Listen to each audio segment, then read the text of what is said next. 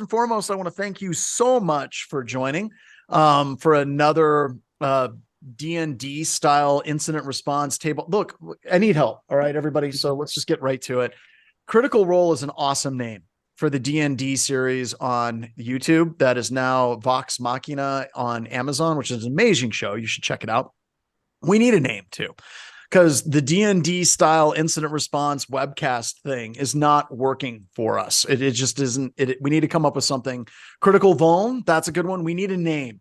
So if you're on the Discords, which you should totally be on the Discords, of course, you might be on the LinkedIns. You also might be on the YouTubes. We're streaming to multiple different places at the exact same time.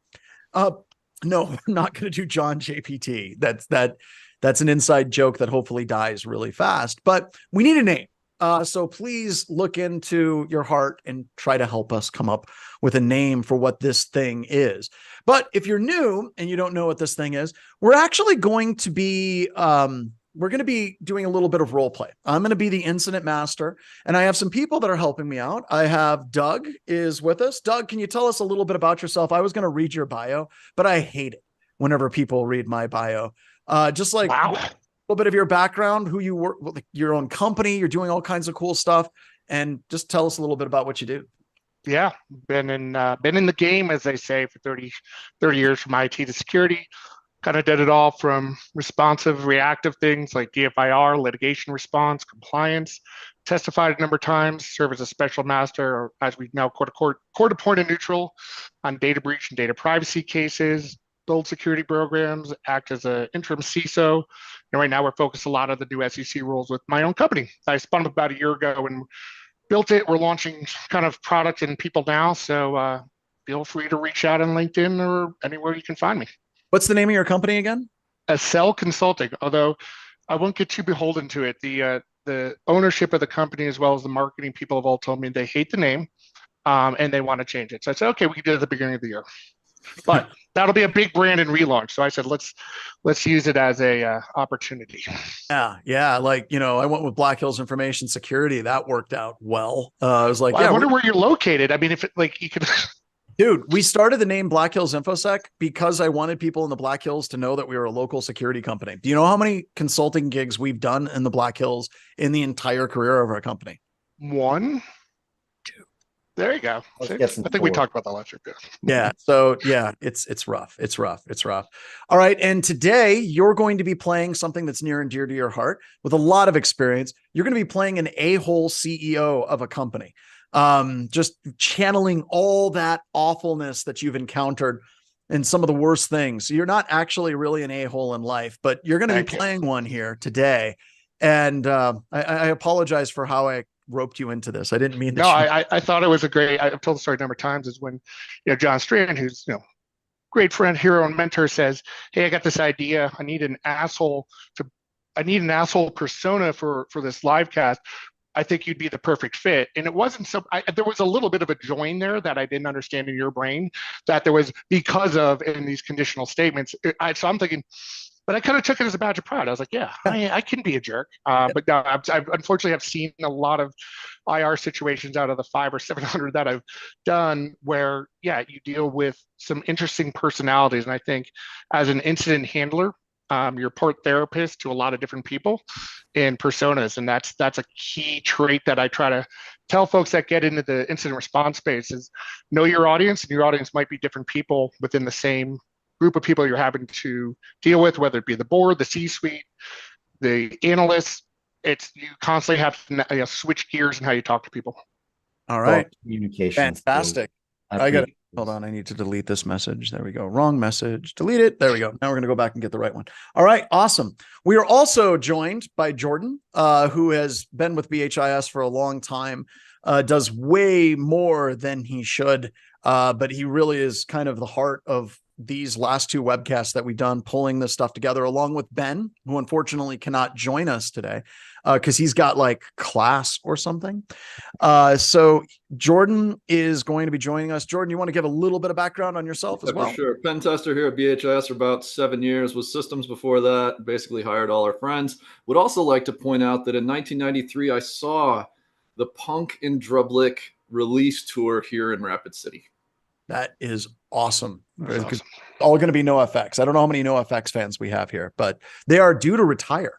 Actually, They are, and that mic has helped open up the Punk Rock Hall of Fame in Vegas.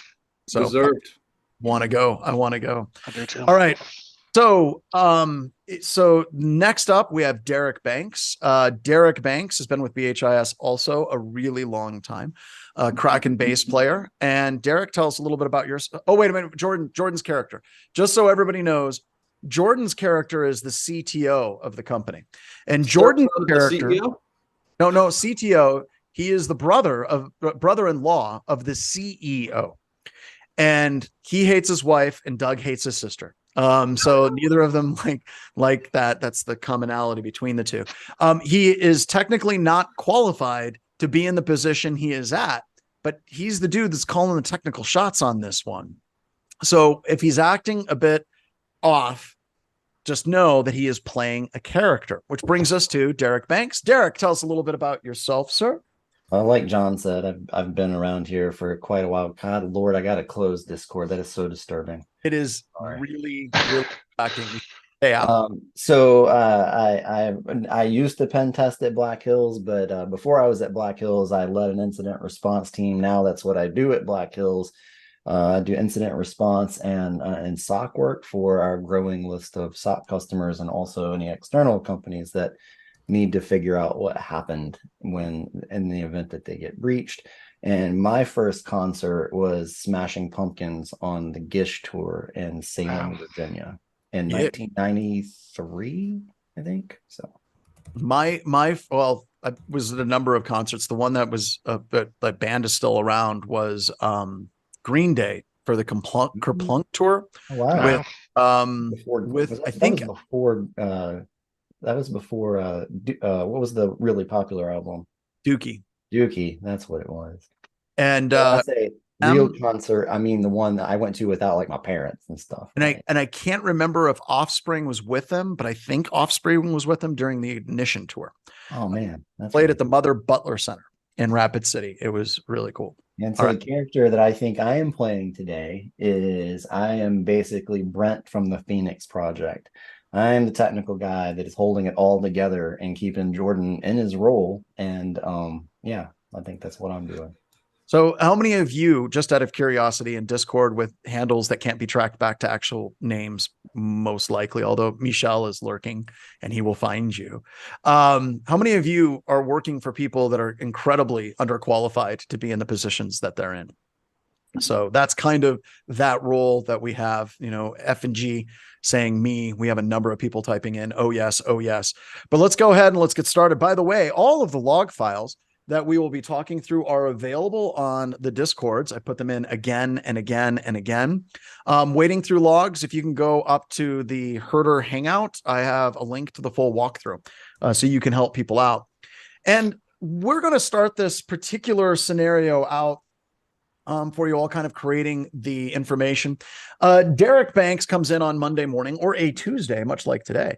And he gets started with his day as he would normally. He goes and he gets his cup of coffee. He grabs the bass guitar, the electric bass guitar that's in his cubicle, and he sits down and he starts thumping away a funky jam. And he gets a notification in the ticketing system. They're using Jira, so he gets a Jira ticket.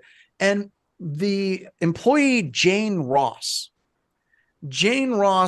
is getting a few alerts in their sim. A few alerts are percolating up. And while he's watching these few alerts, he also notices that his phone rings. He picks up his phone and it's Jane. And Jane tells him, I think I did a bad thing. My computer is acting funny. I opened up a document. The name of this document, and this is really, really important, everybody. Let's write this down, is HR complaint something. HR complaint something. Could you maybe look at my my computer and try to figure out what exactly is going on? And then Derek puts down the phone, quick as a flash, and he decides grudgingly and with a lot of regret and woe to contact his boss, Jordan. So I thought you told me the cloud was safe. What in the heck is going on right now? Yeah, so it looks like that there might be something going on with Jane's computer. We're gonna probably want to contact her in a little bit and see, if she can give us any more information. But what I'm seeing right now in the sim makes me think that there's really something suspicious going on. I'm gonna have to, drop. You might actually have to cancel your tea time. This actually kind of looks a little bit serious. We're probably going to have something to report, like for an incident type I thing. don't have time for that. Our VC firm is taking me out today. There's no Yeah, I way. mean, but in Who's these kinds Jane of and why do I situations, care? yeah, well, in these kinds of situations, usually it's good to get this stuff as quickly as possible because you don't want to end up in the news, right? Like we really need to, like, I gotta drop that meeting and that the other project that you gave me to go work on this, because I'm really the only guy here. At this Hang point, on. I gotta this hang on. point, at this point, Jordan starts to think to himself deeply. He picks up the phone and he calls the tech people, who are all of you, the attendees. What do we have? 400 people on Zoom and whoever's on Discord, and all of you that can pull down the log files. He thinks he should get a fleet of flying monkeys to start looking at the log files. And then Fine, I canceled the tea time. Let's move. What do we do? Like, do we have logs or something? What's next?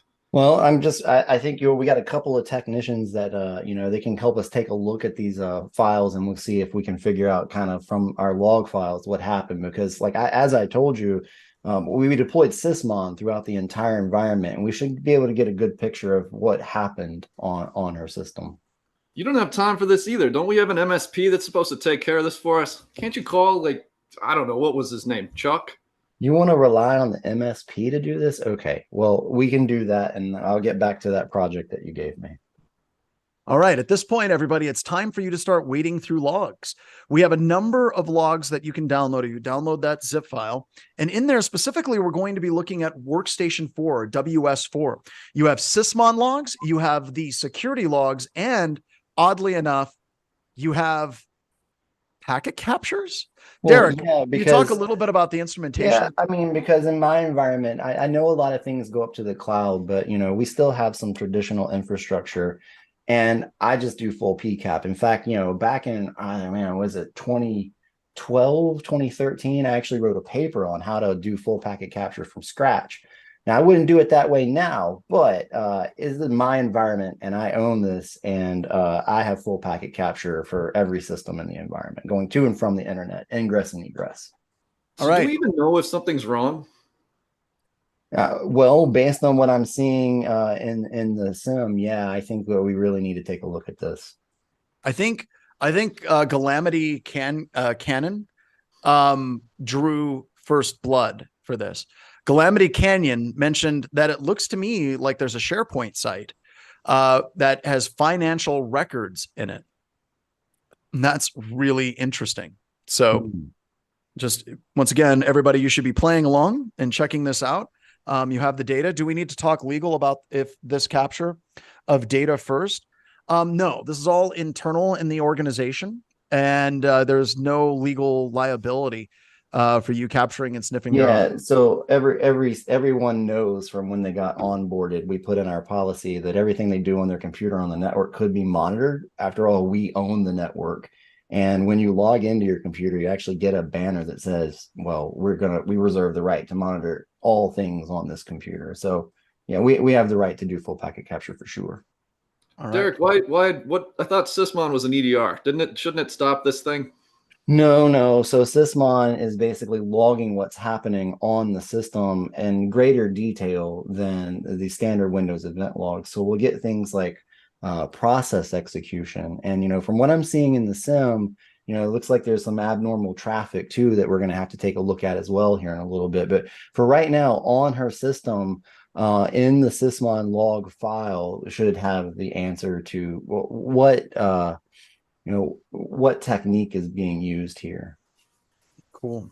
All right, everybody, as you're working through this, if you got a screenshot, please drop it in. As I said, Calamity Cannon drew first blood with the financial records, but if you could expand on that a little bit, that would be super awesome. One thing to note, Jordan, and when you asked about Sysmon, it also looks, it gets network traffic as well, which is something the standard Windows event log doesn't get. And so I know that we have full packet capture too, but this is a laptop and it goes to and from places. So more logs is good in a lot of ways.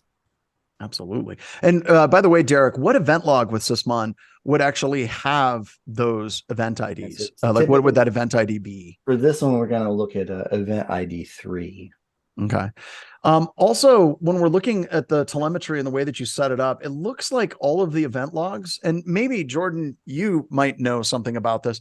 They all say technique ID, and then they have like a T number. Why are the Sysmon logs giving us technique numbers? Like, what do we do to make that happen? Well, we all speak TTPs, right, John? So yes, we do. I was told that we should pay attention to this framework called MITRE, and that it really describes kind of what adversaries do. And there's this other thing called the kill chain, and I heard you can really tie these together with some fancy dashboard. I don't know, maybe we did that, Derek? Yeah, so Jordan told me that we needed the MITRE after he got back from one of his golfing. He said the MITRE. Was this while he was studying for his CISP? Yeah, he said we needed to have complete coverage over all of the MITRE. And so what we did instead was we tactically look for, we don't have complete coverage because, I mean, let's face it, not everything needs to be an alert, right? And the malicious use of LS is probably not something you want to alert on, right? But those techniques help to inform an analyst of like what might be happening. All right, we have some more information coming in. Derek and Jordan, the flying minions have returned back with Null basically responded back and said the image, the executable that we found on Jane's computer was users jane.ross downloads word.exe. That looks a little Word's fine, right? Yeah. Normal, we use that every day.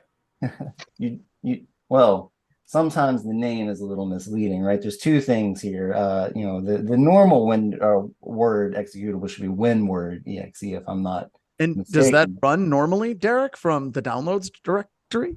Yeah, and the other thing is exactly that is typically, I mean, it does, just because something runs from the downloads directory doesn't make it malicious, but it certainly should raise your analyst hackles and want to go figure out what is that. Okay. I got a question. At this point, we have who's the first one that got that? Null got that. And we just shared an image with the event ID 3. We now have the IP address. Folks, you can now look at the Wireshark output. There's a PCAP in that same directory, and we can see if there's any large data sets with there as well. So once again, screenshots, folks. Don't do text. Screenshots are awesome. My question to Derek and Jordan, is it time to escalate at this point? Yeah. I texted my brother Jordan, a minute ago, but I don't know. We'll see. I know that brother-in-law, sorry. Time coming up, but I really think we need to let Doug know about this. I know he's not going to be happy, but I mean, I really think this is looking like it might be the B word. And I'm not talking about your wife. I'm talking about. Oh, damn. That's harsh. They're not going to fire me. If they fire me, this whole thing will fall apart. Oh, Jesus. Okay. All right, folks. It's time to bring in Doug. Doug, you get a teleconference with these two people talking about breaches. So here we go. Hey guys, thanks for hopping on the call. I'm just getting back from an ayahuasca retreat, and I don't got a lot of time for this. So what do we got going on? Why am I here? Yeah, that's what I said. I don't have a lot of time for this. Derek, can you call the MSP or something? Like, who's supposed to be taking care of this? So we got the MSP. They've come back with some. The MSP has come back with some information, because sometimes these things take a little bit of time to figure out, right? And it looks like that there is an executable that has been run from the downloads directory that is very suspicious. There's other suspicious behavior, and right now the MSP is taking a look at the network. Oh, are they? Is this done yet? What's going on? I don't understand half of what you're just saying. All I know is that we pay this company, I don't know how much a year, because you guys said we couldn't do this all in-house, so now we brought in outside consultants to do this, and I don't know. All I see is these monthly and yearly reports about tickets closed. So is this ticket closed? Are we done? What does all this mean? Because I need to move this along. I got a board presentation later on, and I need you guys to help me focus on that, because I need to pull out the information about what we're paying for in our security program. So I don't really need this distraction right now. I feel about the same. I'm not real sure how to handle this. I don't know. Should I call our legal team? Like, how do we contain this? Is there something we should really worry about? Like, I'm not seeing it. Well, I will go back to the MSP right now, and I will ask them what the status is of the network investigation. Okay, do we know if data has been taken out of the organization now? I need to know this because if I have to get legal involved and make any other people aware of this, this has to happen immediately. Okay, I will work on it immediately. By the way, as if on cue, Smithereens has shared that yes, there is in fact a command and control session opened up with Jane's computer system going to 13.107.226.40, everybody. So Derek gets this screenshot from the flying minions just as Doug asked the question, are we breached? And now he has to make a decision. Does he share this? So Doug, it does look like that. I remember when I was talking to you about how when an attacker gets access to a machine, it's common for them to set up command and control. It does look like there's a potential here that Jane's computer has a threat actor on it. And so we're going to have to continue this investigation. So with that question of was data exfiltrated, there's a good chance we're going to have to do some more investigation. Okay, who did this? Yeah, and who's responsible? Whose fault is this? Well, in these situations, I find it's not a good idea to place blame, right? Because anybody can be tricked in a phishing engagement. And as we saw in the last quarterly phishing engagement we did, you both got tricked too. So I'm not real sure that we should be placing blame other than outside of, the threat actor that, that might have, perhaps this was a phishing message, something along those lines. And so, I'll eventually we'll have a report for you. But right now, I'd say that there's no one to blame. These things happen. Okay, but Jane clicked on something, loaded something bad on her computer, and who is she sending this data to? Is this somebody in Russia? Where's this going? Yeah, how do we know that IP isn't just Microsoft?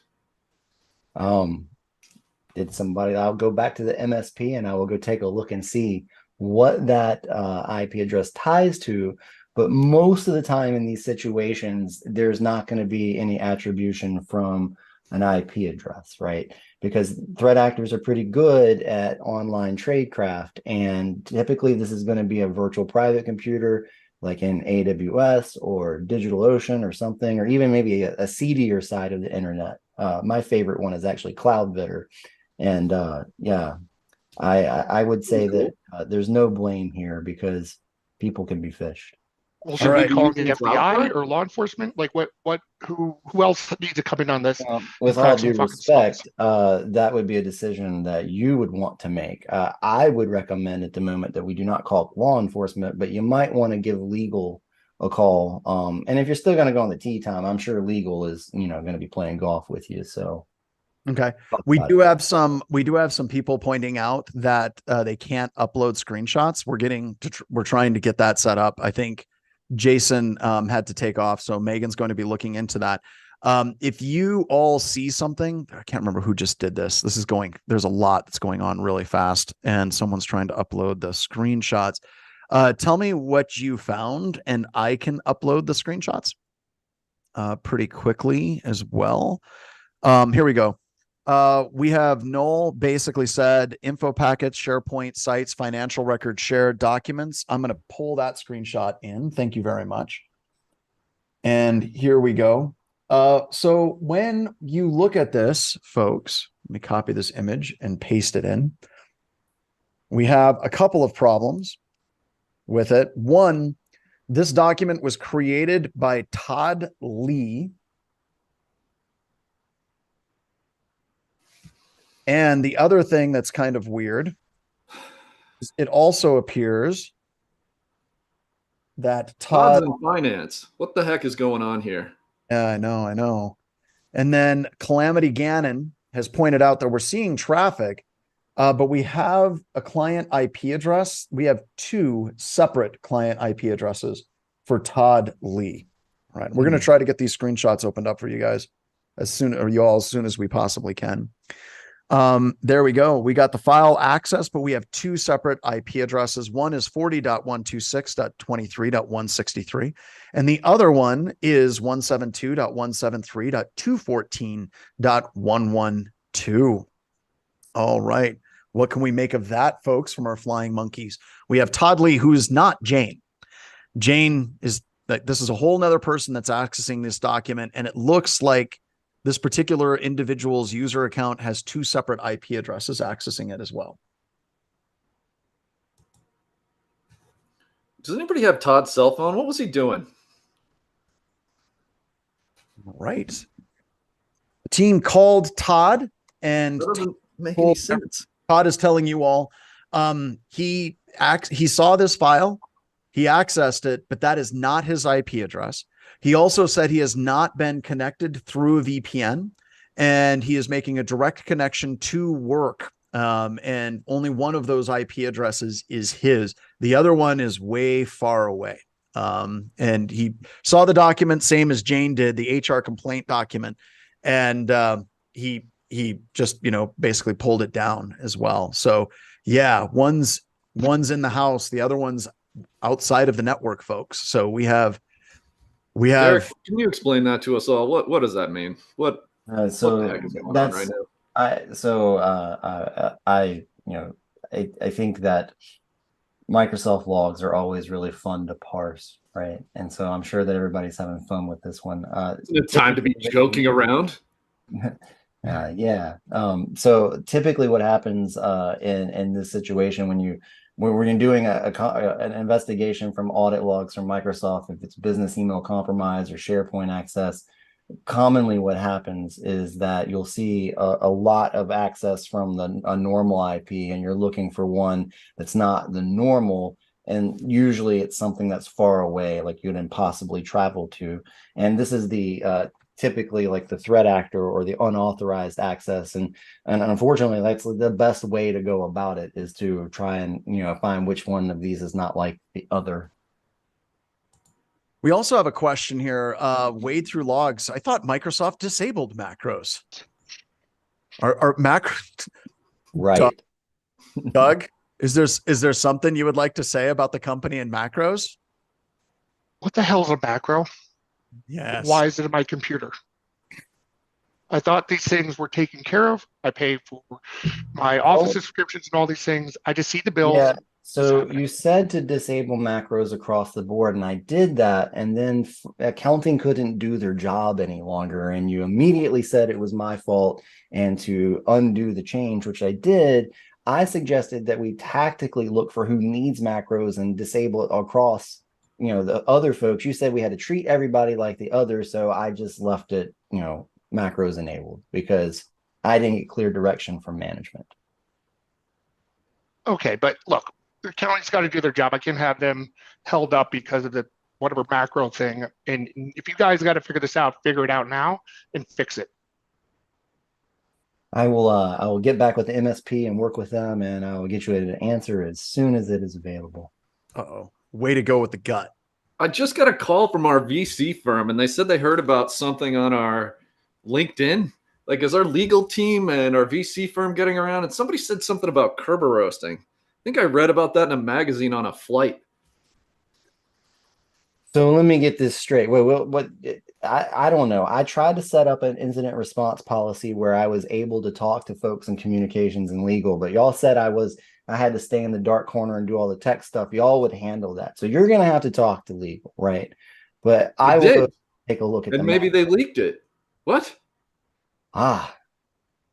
So I will go back to the MSP and tell them that we have got information about Kerber roasting, and if there's anybody, if I need to help the MSP out and explain Kerber roasting, I'd be happy to. But right now we're gonna have, if that's what's going on here, we might have bigger problems than just command and control on one machine. Hey guys, look, that's all great, good, but I want you to focus your attention and energy in finding out. I want you to take down that LinkedIn post. I want to find who the hell posted that, and I want them fired now. Yeah, I'm with Doug on this. Wait, let me get this Figure straight. it out. You're telling us to stop the investigation on the active attack and go investigate who did something in LinkedIn as a priority. So you're changing my priorities. I think that's a terrible idea. I don't care if you got to go steal your goddamn kids' Adderall and take them all. Work 24 hours straight on this. Get it done and get both things done now.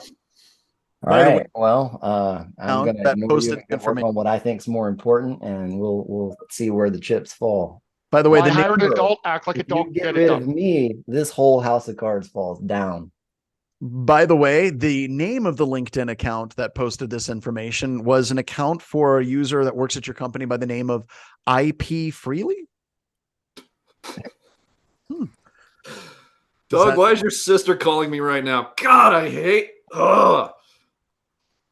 Because you're not doing your job. And if I got to get family involved in this, I got to deal with the VCs on this. There's now public postings on this, and this problem is still not resolved. As far as I know, everybody's going to get fired if we don't figure this out by the end of the day of what data is out there and why. All right, then. Well, I guess I'll go do what I do. Save y'all's ass again. All right. So Derek sits and looks through the logs for the domain controller, and he found this right here. Let me go ahead and paste that in for everybody. There we go. It's coming up. And this is an event log that is associated with curb roasting. I'm going to post this again just because people are going through real fast. Derek, can you talk a little bit about this event ID 4769 and like why the crypto is important? Yeah, so typically in curb roasting, you make a request that downgrades the encryption type. I think it's RC2. And then what happens, curb roast is actually pretty complicated, and I have to refer to the diagrams to talk it all the way through. But the end result of making a curb roast request for an SPN, a service principal name on the network that's associated to a user account, Microsoft's curb roast implementation, it encrypts with the NTLM hash, use RC4. Yeah, okay, RC4.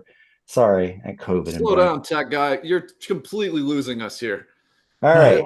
End of the day, they get a Kerberos ticket and they can crack it and get the password. And if it's the account I'm thinking of, I told you not to use your wife's name as the password, but you insisted that you wouldn't use a password manager or use a good password. You should have just let me do it. And this is what I get for letting you touch the keyboard. All right. Wow. All right. So going sure looks like that's Jane Workstation doing that. It is. Why would I care? What the heck is going on here? Well, I mean, I think this solidifies and using terms that we use in incident response, I can say with a high degree of confidence at this point that Jane's workstation has been compromised.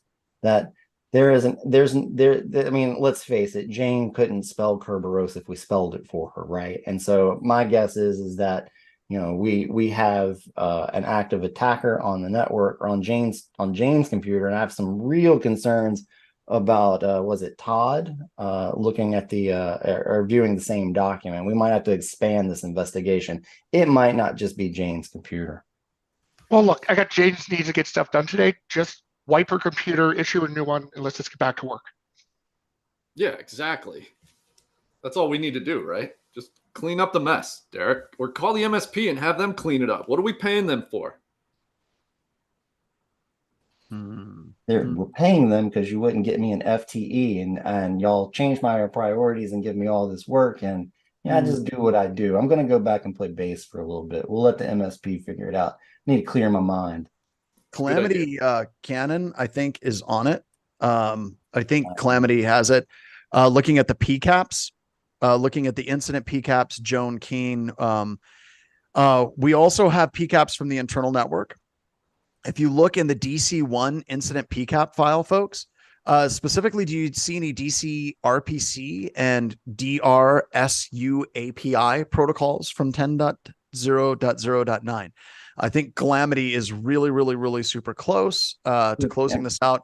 And we are going to find out here quickly, folks, Yeah, and I gotta say, the MSP is really coming through for us. I've been basically on call with y'all for, how long now, trying to translate stuff for you all that they're doing. And it looks like they've identified a couple of users now.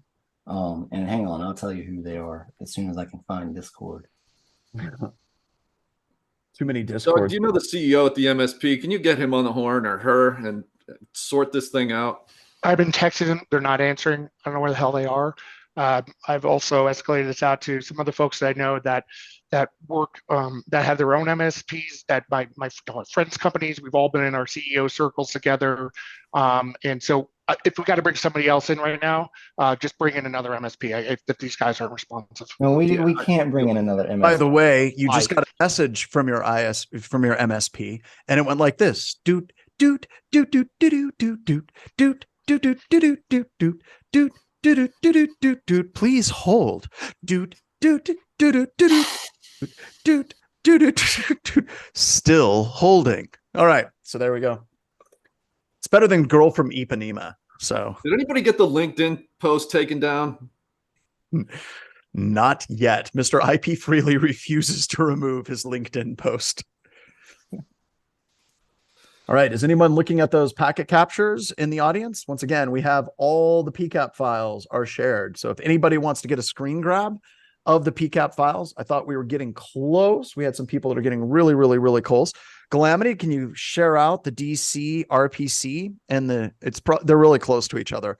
I will post it out for you if you've got it. Yeah, I post it's it out. actually, I'm really impressed with all of y'all. It is really hard to, in the span of 30 minutes, to come up. Oh, with. we got it. Look at this. There you Got it. We have the DCE RPC, and we also have the DRSU API, folks. Does anybody want to talk about what is actually going on here? Yeah, simplify this, tech boy. So the replication service in between domain controllers, it's used so that if you log into one DC or the other DC, you'll have the same authentication information. And so I set up PCAPs to all the DCs as well, because I know that the event logs are lacking in this area, because they don't have the requesting server or the requesting system for the event type for replication. What's happening here is we have a non-DC replicating information, probably trying to steal, credentials, all the credentials, to try and crack passwords. Too technical. Can't we just disable it? If you'd like to just take me golfing with you, we'll disable it, and then we can just not do work the rest of the day. What is this DC I mean, all thing? of us. Is this like I have friends in DC? Do I have to go to my buddies in Congress about this? Yeah, so what this means is it looks like the threat actor has taken the database of all of our encrypted passwords, and since y'all would never let me change the Encrypted, password right? policy past They're encrypted. Who cares? No harm, no foul. Just reset them. Sure, they're encrypted, but anybody who has a really crappy password, and since you wouldn't let me change the password policy like I asked, that's probably 2/3 of the company. I told you to stop using the company name 123 as the password for your accounts, but y'all don't listen to me. Isn't that why we did that SMS text verification thing on the cloud? You said the cloud was safe. Shoot me now. All Told right. me I could keep a bad password if I did SMS. All He right. said there was something called a compensating control. I don't know what that means. All I know is I'm not changing my password ever, because I have it written down where I can remember it, where I can see it. Yes, I know you're one of the only accounts in the environment that never has his password expire. I'm painfully aware of this. All right, everybody. Folks that are watching this at home, please a round of applause for our actors today. I tell you, it's easy to do this because I've seen all of this in real life throughout my career. Yeah. It's a trigger warning next time. Yeah. I saw PSTD float by. I'm like, yeah, everybody in the audience is like, yep, done. That's happened to me before. Yeah. All right, everybody. So at the end of these, we like to make sure that all secrets are revealed, because many of you were working on this and I appreciate it. Sorry about the screenshots not being able to be posted. It got better, which is good. But we actually have a complete write-up that Jordan and Ben put together. And I'm going to share that link with you all now, because there's a lot of stuff that we discussed. And the main goal of this isn't just to drop a whole bunch of tech jargon for people, especially people that are getting new, just getting started in computer security. We want to make sure that people can actually go through the steps that we talked about, and then they can replicate it in their own organization. So if we're going through this, once again, this is what Ben, Ben couldn't make it because he's a good student at DSU. And Jordan assisted with this the other day.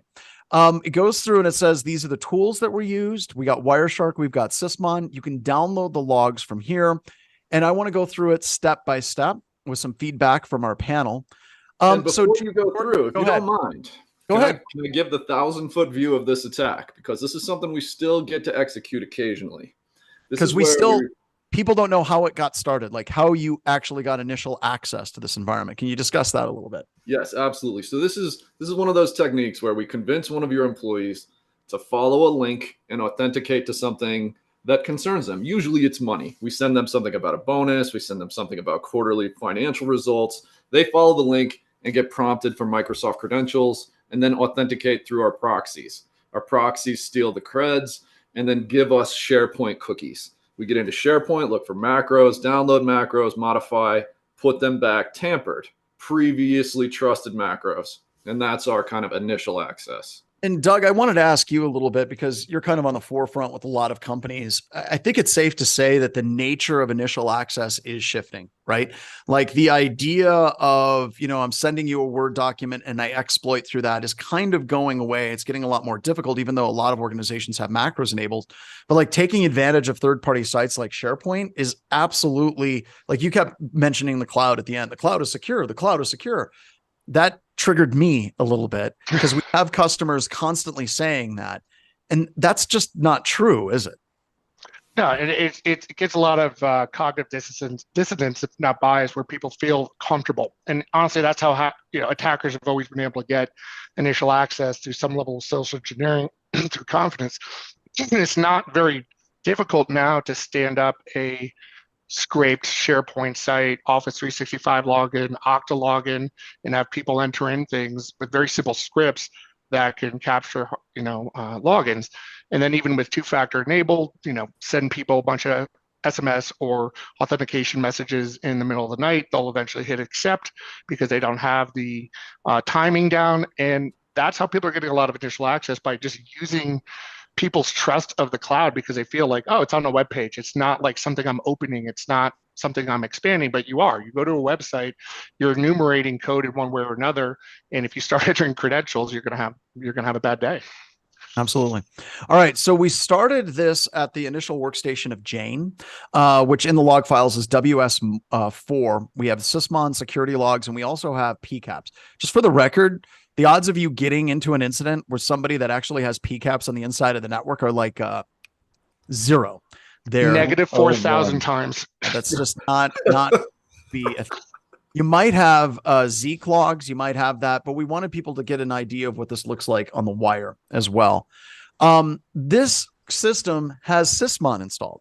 Now, for our SOC, Sysmon and all of our customers is absolutely required, but I kind of want to kick it out. Derek, Jordan, Doug, how often are we seeing Sysmon deployed, like with this level of fidelity, where we can get like, what's the name of the executable, who ran it, what is the protocol, the source, the destination? How often do we see? That's an IR question for sure, Derek, definitely. On our not SOC clients, in the last, 10 we've did, it's probably been 1.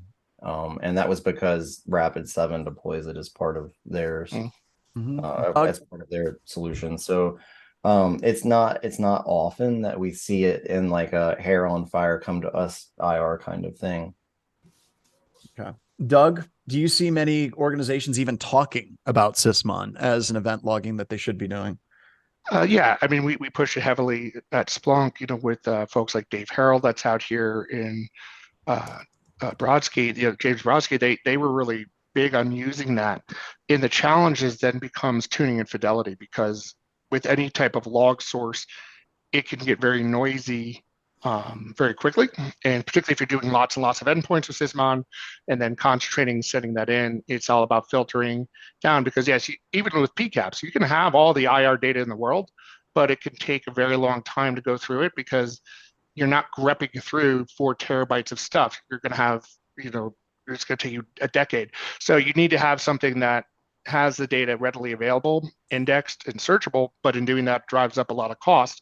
So folks tend to be a little bit hesitant to bring in a lot of endpoint log sources until they really understand what they need, what the baselines are, and how to normalize that. So it's usually good to start that in smaller subsets of individuals, maybe the VPs and like the higher end people, build some baselines that you can do wide of the certain things that you're going to look for because it's going to be company dependent on how people act and what they open and everybody's going to use different programs at different times of the day. So you need to be able to understand what those baselines are before you even start bringing that stuff in. And I also think you can bring in expertise, right? Like there's Swift on securities configs. We use Olaf Hartog with the Sysmon modular to try to take this and make it something that's much more useful. It's not a tremendous amount of data. Jordan, Derek, this might be a question for D-Rock, but what is our events per second that we get off of endpoints that we have with 92,000 was the last number I saw. But that's from what size network? I think that was all. 92,000. I asked this question yesterday. Yeah. Yeah. I can get, quick on the log file thing. Another thing that I see really common from like an incident response perspective, like for customers coming to us, not like what, we work with our SOC customers to change these things, is that the default log size for the security log across the board is way too small. It defaults to something stupid like 20 megabytes. And that, especially on like a server or domain controller for sure, that gets you hardly any logs. And it is very often the case that there's just not logs to go track activity and not Sysmon, but just not logs. And so a change that I would suggest that everyone does is change it to the maximum of 1 gig if you can, which in most circumstances you'd probably be able to, you probably could. And real quick for the question of, how would you parse an EVTX file on the Mac? I'd use a Windows-based system and Eric Zimmerman's tool. And so usually, and even if you have an M2 Mac, hit me up. I could probably give you some cobbled together Terraform code to launch. I do it all in AWS now. I have a forensic system in AWS. So, yeah. All right. Let me provide a little background on our lab infrastructure too. That might help some people. So we have a pretty basic lab running in Azure that's got a couple DCs in it and we're down to 5 workstations. I deleted a few recently.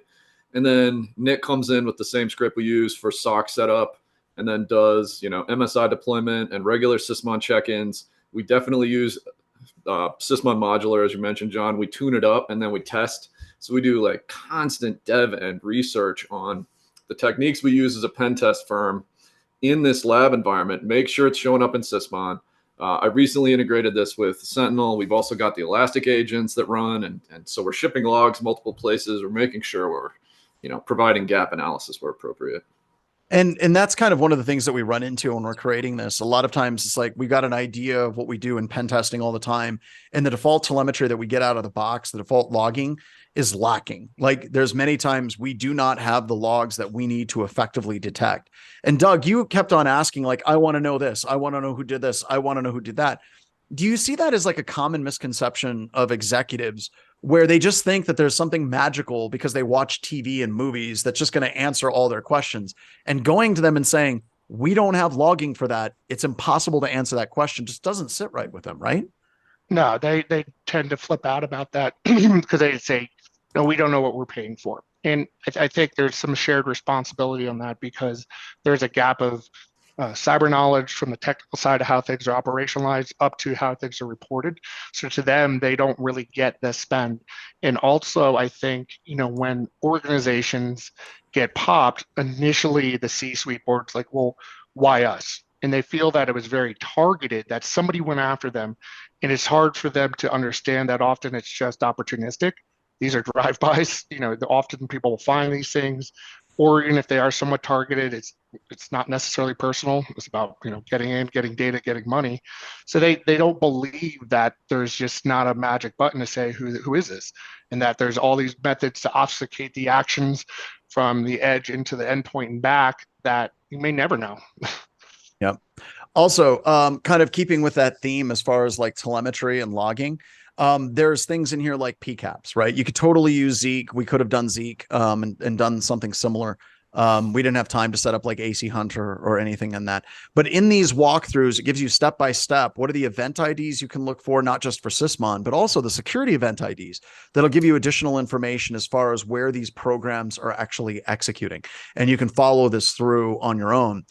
This takes me to what I think is the worst part of this entire nightmare of a scenario. I'm going to share something out for you all, and we're going to share out some log files. If I can find it. Here we go. We're going to share out some log files. Specifically, we're going to be looking at SharePoint log files. And this is a log file where we are looking for the HR complaint file that shows up down here, the HR complaint. And this is what these log files look like. Derek, Yes, George, Doug, help. Like this, I was surprised. Some people nailed this fairly quickly because I think that they have some experience going through. Yeah, one of the problems is I'm using a Mac, and Mac doesn't do automatic highlighting of the grep string default by the terminal whenever you color equals auto. It'll do. And even if you do that, it seems to work on not work on my Mac. Oh, really? It works on mine. Huh. Doesn't. But you can see these IP addresses that are actually accessing it. But let's talk about this log file and what a nightmare this is. What is the best way to actually handle logs like this from something like SharePoint? Because this is a train wreck. My opinion is the best way is to integrate O365 logging into your SIM and parse it with the existing so for like Elastic, I'm sure Splunk has it. To shove it in a SIM would be choice number one for me. If we get that, like if we walk into an IR and they don't have something like that already, we actually shove it into Elk. It's way easier. This file is very difficult to parse at the command line. Yeah, I sat down this morning and I tried to do a bunch of sed and awk and cut to try to make this normal. Microsoft wants you to shove it in the log analytics, best I can tell, right? And so that's this CSV. So it looks like they're basically yanking out the JSON record and throwing some CSV like color to it, and that's what you get. And look at these delimiters. I have the delimiters are all over. It just gives me it's like give me like shakes looking at it. Right. Doug, you have some experience with Splunk. Splunk, of course, has some great parsers for this stuff. I mean, right? if I had to do it from the command line, I'd probably cut out the try and get that JSON blob, and even that's going to be variable and difficult to do, and then maybe convert it to JSON lines. I don't use the command line for this. It's just it's an exercise in frustration. Now, if you just want to grep for something and then read through it, that's fine, right? I don't know why. Are you on an Apple Silicon? Like maybe you have a different shell than me. Like I thought for sure I just used Color Auto. Yeah. Put in Colorado and it didn't work earlier, but that's okay. We can troubleshoot that later. So Doug, I know that you have some experience, like I said, with Splunk. This is why we have SIMs, right? This is why we spend a lot of money on SIMs. Yeah, and honestly, it was always a discussion I try to have with executives, who have to buy things like this. It's saying, yeah, you can do this manually. It's still going to cost you a lot of time and money. When it comes down to if you're in a reporting guidelines or regulations, or any type of incident where you really need to get to the source of the problems, you need to be able to pull this stuff in. The tool's not going to replace the analyst, but it's going to make the analyst better. And so it's knowing how to pull these things in ways. And it'd be great if all the vendors use some kind of standardized format for logging, but after 40 years of this, I haven't seen that or see it happen anytime in the future. So having something that can normalize the data so you can do that type of correlated searches is huge. So yeah, Splunk, Elk are great. And even within the Sentinel environment, with Microsoft, you can do quite a bit and then pump those out in more normalized formats. So there's different ways to architect the data flows so you can get to the answers faster. And it's whether you want pre-built rules or built rules on the fly, but you have to kind of think about all the things that have to go in at each step and where you deprecate data. Absolutely. All There right. was So a great question. Hang on. There was a great question. Let me read this.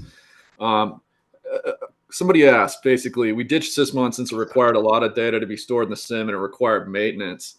And then at that point, his suggestion was just keep it on endpoints without sending it. But my argument is that Sysmon has simplified Windows logging down from 10,000 event IDs to 30. And it's also, it's created such better visibility as a researcher into what happens on an endpoint than Microsoft's convoluted audit policy configuration and structure. basically, don't get rid of something that's garbage because it's too much data to get something that works. I mean, it just look at it that way. Yeah, Sysmon is so good. Yeah, people are like, well, Sysmon's going to be more event logs because we're keeping all of the application security and system event logs. From an IR perspective, even if you just had Sysmon running and you weren't shoving it into a SIM, that's better than not. Like, because if you have to go locally, sure, an attacker can definitely clear logs, right? But that doesn't always happen. And just, I would rather have it than not, even if it's just locally and not consolidated. Yeah. And then we talked about curb roasting, a technique developed by Tim Medine at Red Siege. And we specifically focused in on the event ID 4769, but really focusing on the ticket encryption type, which was hex 17, not 17. Those are two different things, boys and girls. Hexadecimal 17. And that's basically making the request for the downgrade to be RC4. Is that correct, guys? That is correct. And you can disable that in group policy too. So I love this. Keep those tickets AES. One of my favorite things. It's 2023 and we're still talking about this. For everybody in the audience who's afraid of doing their first conference talk, do you know that Tim got turned down for his first shopping 3 times? I knew one, right? So just saying, like, and it's a technique that we're still using almost 10 years later. Yeah, Dave Kennedy was the one that picked it up. And I don't think the initial committee picked up the curb roasting talk right away. Dave was reading through the rejected talks and then read this one and was like, what the, and called Tim and was basically like, is this what I think it is? And Tim's like, yeah. So, but the other thing that's important about this one is even if you only have AES enabled, the request was made for RC4, which is a fairly easy to crack stream cipher. And with that, this should be a signature that you have. Do you have the event ID 4769? Do you have ticket encryption type of hex 17? If so, that should be something that you absolutely alert on. And the reason why this is important is we touched on it briefly. Attackers, when they go in, they're going to do password spraying. They're still going to try group policy preference files because those still pop up, and they're going to go for curb roasting. They're going for those really, really quick, easy attacks that they know work in the vast majority of organizations. So it's really, really good to kind of set those traps. Anything to get your hands on credential materials. Yep. Speaking of which, DC sync. This one's kind of tough. Everything that I was researching on this one, like we have links in this walkthrough as well about detecting DC sync. This is an excellent write-up from Black Lantern Security. And basically, they pointed out that detecting it on the wire is the most effective way. I think that there are signatures that you can do it, but the problem is that specific event ID 4662 triggers all the damn time. So it's going to definitely take some tuning to get it to go down. Yeah, Derek. One of the ones where I love it when, like we've had some folks in our, with our SOC customers who've had penetration tests and penetration testers, and I would have said this as a pen tester before I realized this. They come back and say, "Oh, you should, all you have to do to catch this is alert when a non-domain controller requests the replication." I'm like, that sounds amazing. Can you please tell me how to do that from log files? Because good luck. I just dropped a Sentinel detect that I can reproduce consistently if you maintain a list of DC IP addresses. Exactly. You've got to maintain a list of DCs and then let me know when it's not one of these. And that's like, aside from PCAPs, that's how I would go about it. So, and this one goes the PCAP route right here. And these are the specific event logs that you should be looking for. All right. So last thing I want to talk about before we wrap this up, Doug, you channeled a lot of like really difficult CEOs. And one of the things I think we'd be remiss if we don't talk about it is, what is your recommendation for dealing with management that has the attitudes and kind of just the approach that you had for this? Like, if you were working with the IR team and you had someone who was you through this, what are some tips and tricks that you would use in that communication to make it better? Yeah, obviously there's a little of the psychology of it is, kind of that reflectiveness. Don't reflect their anger and anxiety because it heightens it. So there's a bit of conflict resolution that's needed as well. So kind of going to them calmly, speaking to them, and calmer, quieter voices. That's what, just how you present yourself. And then the language is to kind of soften some of the technology language. Usually you have very smart people that own companies and they're smart in their own domain. The problem is everybody tells them they're smart at everything, which they're not. So when you start throwing out things they don't understand, they get very anxious and threatened. So keeping that threat level down by talking about things in more of the business terms. So say, hey, we're working on this. We believe there might be an endpoint that's compromised. We're not sure how long the downtime is going to be for this individual. We're currently investigating the impact to operations, things in more of that operational terminology of how the business works, rather than, hey, look, our MTTR are dropping on things and we're able to find evil faster. And we know that there might be a problem with attribution, but we're working through the MITRE kill chain. They're not going to, you gotta just bring the language down to their level and speak to them in their terms calmly. And they tend to start going down. And I'll say a lot of times, I've been on the phones. I almost missed Nine Inch Nails concert at Red Rocks. This would have been almost 6 years ago because I was on the phone with the CIO until for 2 hours, just talking him off a ledge because we just got off an hour-long conversation with the board. So a lot of times it's that having that psychology of just listening to them vent at times and not becoming reactive. Not every problem that they bring needs to be solved. Sometimes it's just listening to them talk. The other thing that I've worked with over the years that I've been doing this is I feel talking to a lot of C-Os, they get very anxious because when people describe a technical problem, they describe it in technical terms, and they assume that management is going to understand these technical terms. And where a lot of the disconnect and the fear comes from is eventually management has to pull a lever. And there's this assumption that they understand technically what it is that's being asked from them. So whenever you're like trying to communicate with management, one of the things I recommend is having a slide deck that's made up of 2 parts. The first one is high level bullet points, impact to business, what is actually being done, and specifically, what are the levers that management may be asked to pull? Because they want to know what are the tools at their disposal that they can use to assist this particular incident. The other thing that is really, really important is most of the time when management starts asking pointed questions, and I'm not talking asshole managers, just general managers, is they're asking questions to try to ensure that you have thought through the different angles and they're trying to get a feel for how on top of the situation you are. So what I recommend is you have high level bullet points. Once again, just like Doug mentioned, these are the business related things.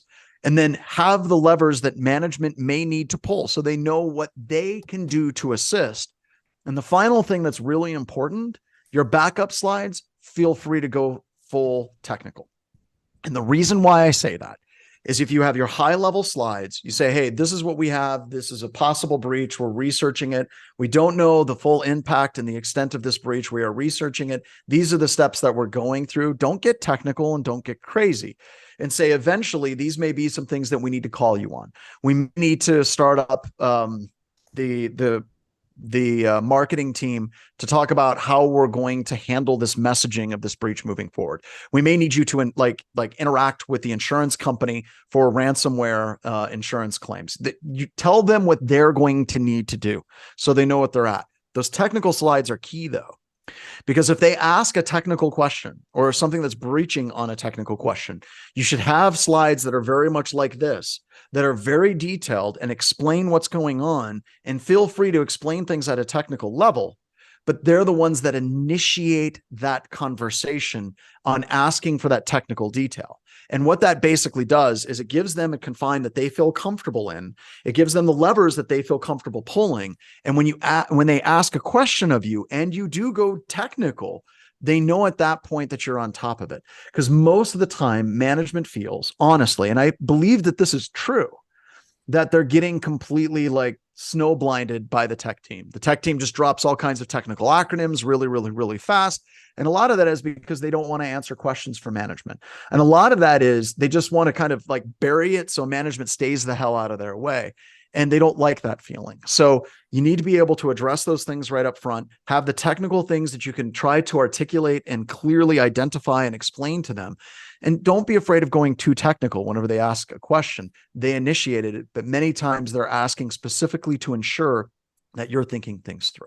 So, all right, any closing comments from anybody before we wrap this up 5 minutes late? All right. Some people said the acting was questionable. I don't know. I thought it was a little bit too close to real, to be honest, a couple of times. To clarify, I would never talk like to. I am, I do the de-escalation stuff too. Like I'm definitely used to dealing with irate folks in an incident response scenario, and so definitely agree with everything that John and Doug said. Yeah, I've had to grab some analysts by the back of their neck like puppies at times when they get very excited going back at somebody yelling at them and going, "What the hell?" And I'm just like, let them go. Just let them bark themselves out. Don't respond. Take your bitching and bring it to me, and y'all go translate it. Absolutely. All right, everybody. Thank you so much. And with that, get out of here. Thanks, Doug, Derek. Thanks, everybody. Thanks, John. And thank you guys for setting this up. We'll see you in our next webcast, which is tomorrow. We'll see you at the BHIS one.